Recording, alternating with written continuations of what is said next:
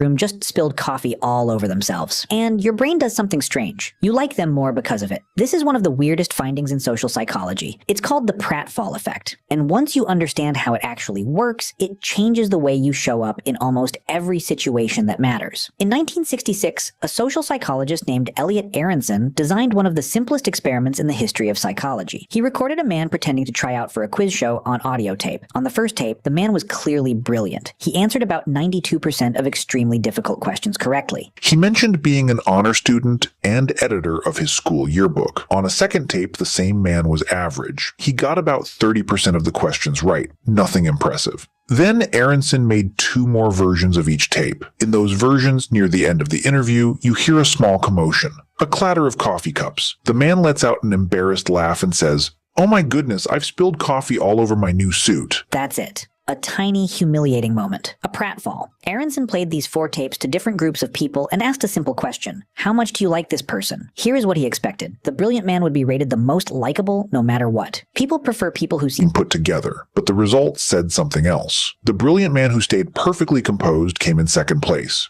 But the same man, now with coffee spilled all over himself, came in first, by a wide margin. He was liked more than the polished, competent, non-spilling version of himself. One tiny embarrassing moment made a smart man more likable than he was without it. Aronson named this the Pratfall effect. Here is what is actually happening under the hood. When someone seems perfect, your brain doesn't register them as a person. It registers them as an object, a statue, a picture on a wall. You can admire a statue, but you cannot connect with it. Perfection creates distance. A small visible flaw does the opposite. It sends a quiet signal to the other person's brain that says, this is a real human being, not a performance. That signal lowers the social barrier almost instantly. It makes an admirable person feel reachable, and reachable people are the ones you actually like. But here is where most people miss the point, and where the pratfall effect gets genuinely interesting. It does not work for everyone. In Aronson's original experiment, the average man, the one who got only 30% of the questions right, was rated the least likable of all 4 versions when he spilled his coffee. Less likable than the version where he didn't spill it all.